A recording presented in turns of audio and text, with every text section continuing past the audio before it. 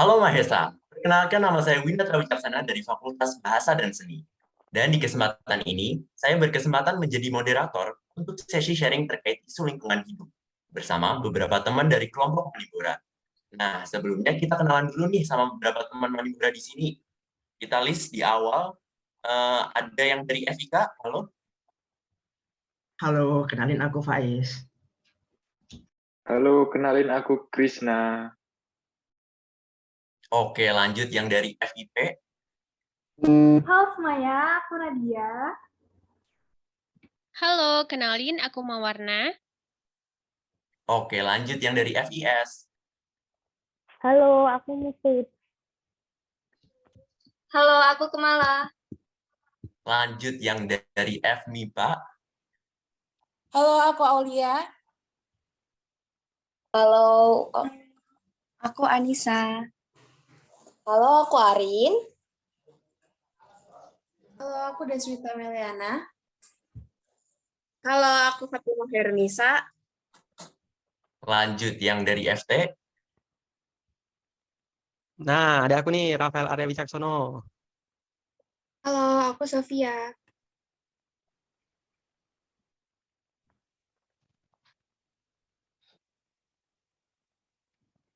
Halo, aku Syarif Hidayat. Halo, aku Sasa. Halo, aku Dewi. Wih, keren. Ngomong-ngomong, gimana nih kabarnya teman-teman yang di sini? Baik. Baik. Alhamdulillah baik. Baik dong. Baik. Itu BTW Baik. Nadia lagi ngapain ya? Pas megangin gagang kipas tuh. Ini loh, di kotaku lagi panas banget. Aku udah nyetel AC, ini kipas juga udah nambah. Tetap aja masih gerah. Di kota kalian gimana sih? Iya loh, di Semarang juga panas banget gila. Padahal kan daerahku di sekarang itu notabene dataran tinggi kan ya, pegunungan gitu. Harusnya kan sejuk. Ini malah panas banget gila. Ya kan, kalian tahu nggak sih ibu kota tuh kan mau dipindah ke Kalimantan. Nah, itu tuh berdampak kepada pengunduran hutan. Dan nantinya tuh hewan-hewan juga nggak punya tempat tinggal lagi. By the way, aku punya video nih yang relate sama topik kita kali ini. Bentar ya.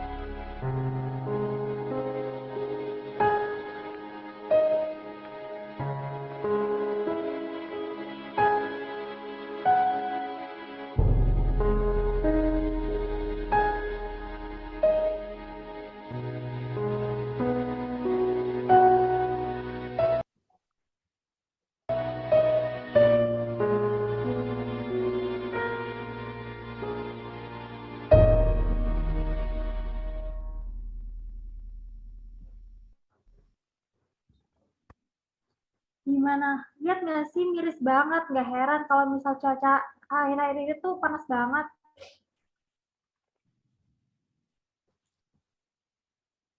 Lihat. Gila sih video yang lo tampilin itu, Nat.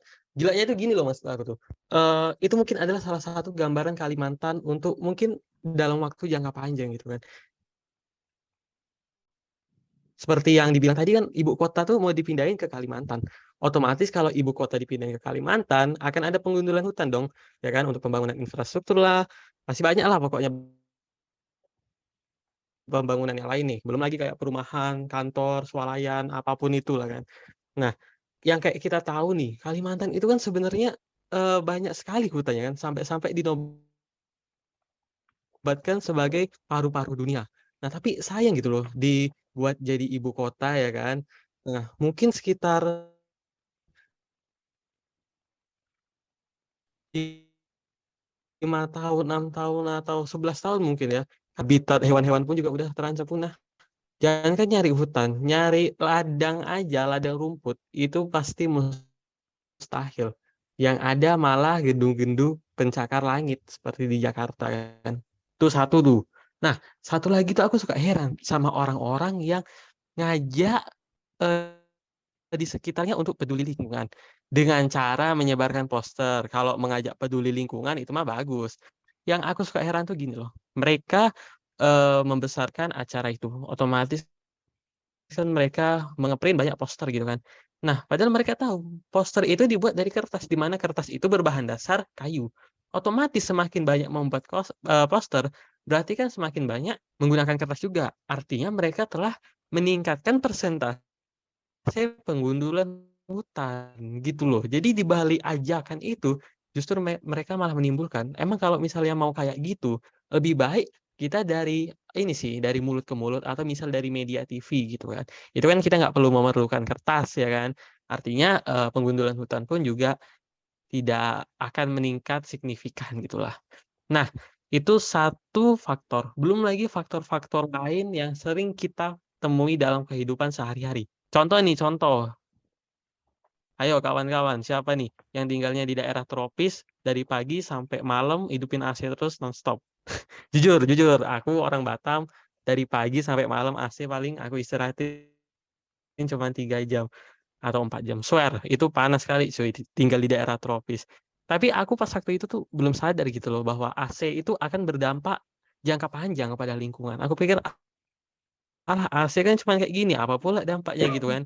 Ternyata setelah aku baca-baca, AC itu memproduksi suatu senyawa yang bernama klorofluorokarbon atau yang disingkat menjadi CFC. Nah, di AC ini dia memproduksi senyawa CFC kemudian dilepaskan ke stratosfer atau ke langit gitu kan. Nah, di mana dalam CFC itu terdapat suatu senyawa klor atau disingkat dengan Cl gitu. Ini anak-anak yang suka kimia pasti tahu nih mana yang teknik suaranya kan. Nah, jadi di situ klor itu bersifat sebagai katalis. Artinya dia dapat merusak lapisan ozon gitu loh. Kita aja untuk saat ini lapisan ozon tuh udah lumayan menipis gitu loh, bahkan udah ada yang bolong-bolong. Apakah kita akan tetap melanjut gitu pemakaian AC gitu? Nah, mungkin itu dari aku sih dampak-dampak yang sering kutemukan dalam kehidupan sehari-hari. Kira-kira bagi teman-teman nih mungkin ada yang tahu atau ada yang ingin menambah tuh kira-kira. Oh iya, ngomong-ngomong soal Kalimantan tuh, penebangan hutan tuh kan berpengaruh banget nih sama suhu yang panas. Apalagi di Kalimantan. Nah, Kalimantan itu kan aslinya hutannya masih banyak, malah masih asri. Tapi malah jadi lahan proyek pembangunan manufaktur. Apalagi ibu kota kan mau pindah nih. Nah, pasti nih tambah-tambah deh panasnya. Terus kalau nggak salah Kalimantan tuh udah banjir nggak sih sebelumnya, padahal mereka itu nggak pernah banjir. Tapi tiba-tiba aja banjir, mungkin karena pembangunan manufaktur itu ya. Oh iya, sebenarnya kita juga bisa loh jadi penyebab global warming. Kayak misalnya ada plastik, isinya sampah, tapi sampahnya itu baru dikit. Nah, udah langsung kita buang, padahal kita bisa tuh nunggu sampai plastik sampahnya itu penuh, baru kita buang dulu. Dan buat kita nih cewek-cewek, kan kita bisa habis kegiatan sering loh pakai pembersih gitu kan. Nah, kita bersihin pakai kapas. Nah, kapas itu termasuk salah satu sampah yang susah di kapas itu termasuk sampah yang susah banget loh diurainya. Nah, biar kita nggak nyumbang emisi karbon di bumi ini, bisa banget nih kita ganti kayak jadi pakai kain atau pakai anduk yang bersih gitu.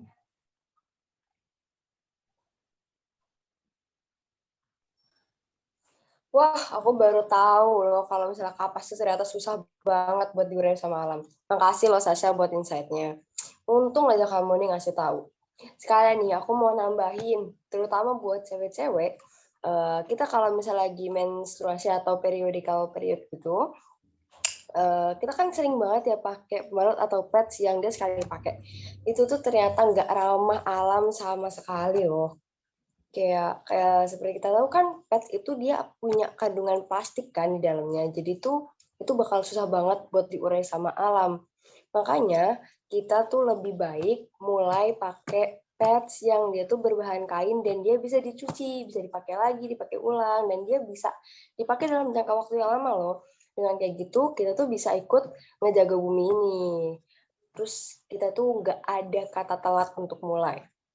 Dan kalau nggak dari kita sendiri, mau siapa lagi yang mulai? Harus mulai dari sekarang dan harus dari diri kita sendiri. Benar nggak teman-teman? Bener, aku setuju banget sama Arin. Benar-benar harus dari kita sendiri dan harus dari sekarang. Padahal kelihatannya cuma video animasi monyet sama teman-teman binatang biasa, tapi yang disampaikan dalam video ini benar-benar bikin mati rasa kalau benar terjadi. Ternyata dampak dari global warming itu bukan cuma manusia aja yang mengalami, bahkan tumbuhan, binatang, dan seluruh makhluk di bumi ini.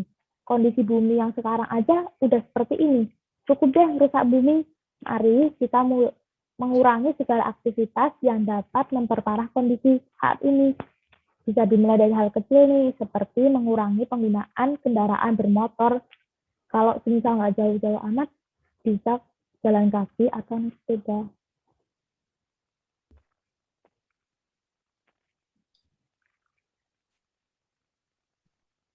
Wah, penyebabnya ternyata dari ini ya, aktivitas kita sehari-hari ya.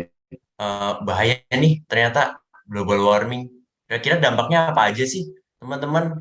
Mungkin ada yang tahu di sini. Ada dong dampak dari global warming karena kesalahan manusia aja tuh berpengaruh bagi kehidupan di bumi. Kayak yang dibilang Rafael, masyarakat banyak yang ngajak peduli lingkungan, tapi tanpa sadar mereka juga nyumbang angka penggundulan karena poster dari kertas yang mereka buat.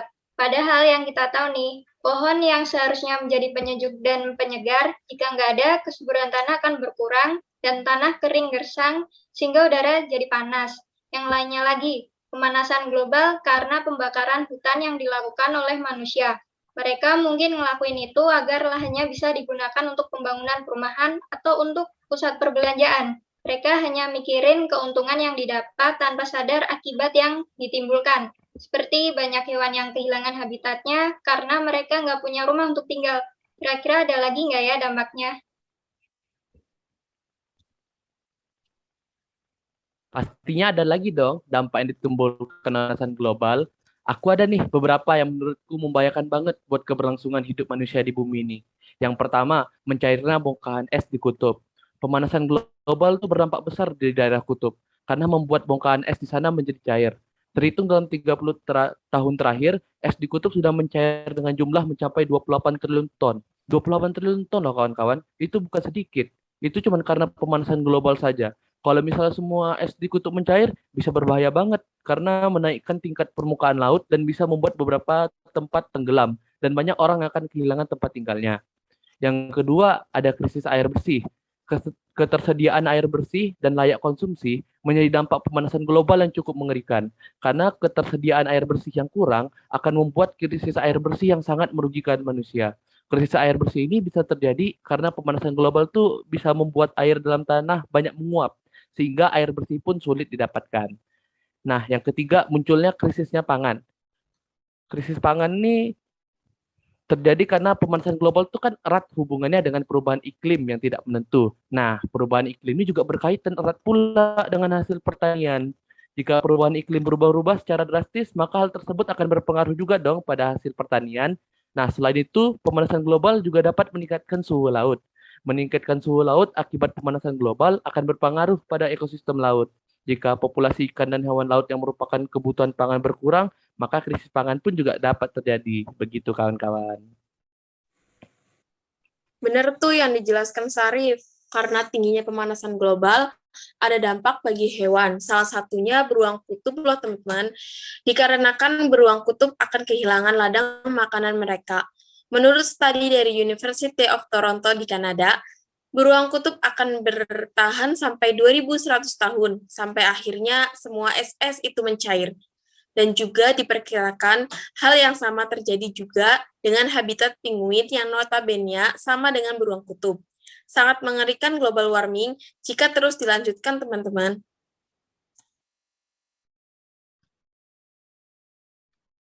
Wah, ngeri ya dampaknya. Kalau kita udah bahas penyebab sama dampaknya, Kira-kira apa aja sih yang bisa kita lakuin untuk mengantisipasinya? Kira-kira dari teman-teman ada nggak sih yang tahu cara mengantisipasinya? Oke, cara mengantisipasinya itu ada banyak. Dari banyaknya penyebab dan dampak yang dirasakan ke kita, menurutku ada cara buat meminimalisir pemanasan global. Dari penebangan hutan dan pembakaran hutan, kita bisa menanam pohon di sekitar lahan yang terbuka agar lebih rindang.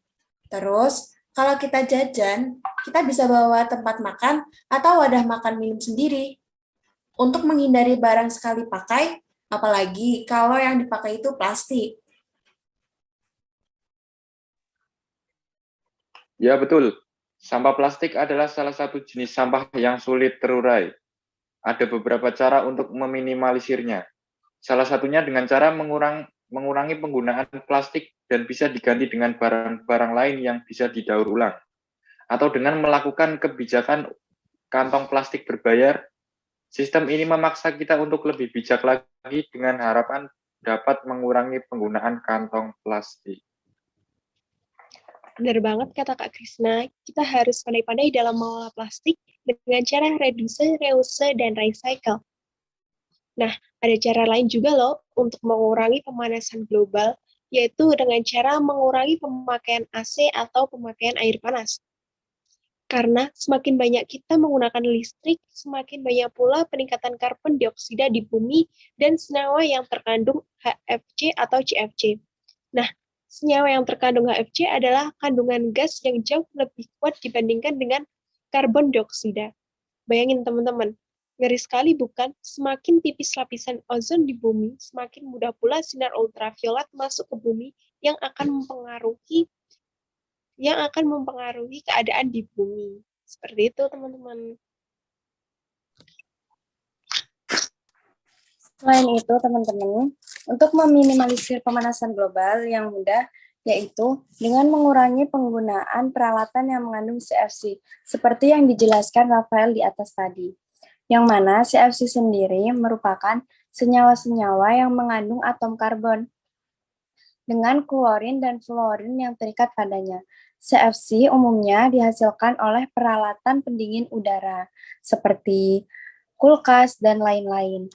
Perlu diketahui juga bahwa saat ini CFC sendiri menyumbangkan kurang lebih 20% dalam proses terjadinya efek rumah kaca. Benar banget tuh, selain adanya CFC atau klorofluorokarbon ini, penyebab dari pemanasan global juga karena adanya emisi karbon yang dikeluarkan dari kendaraan bermotor. Untuk itu, kita perlu mengurangi penggunaan kendaraan bermotor. Mengurangi penggunaan kendaraan bermotor bisa dilakukan dengan cara, jika jarak yang akan kita tempuh terbilang cukup dekat, maka kita bisa berjalan kaki atau menggunakan sepeda. Dan kalau jarak yang akan kita tempuh cukup jauh, kita bisa menggunakan transportasi umum seperti angkot, bis, dan kereta api. Nah, selain dari kelima cara meminimalisir pemanasan global yang sudah disebutkan rekan saya, kita juga bisa melakukan berbagai program pelestarian lingkungan yang melibatkan banyak orang.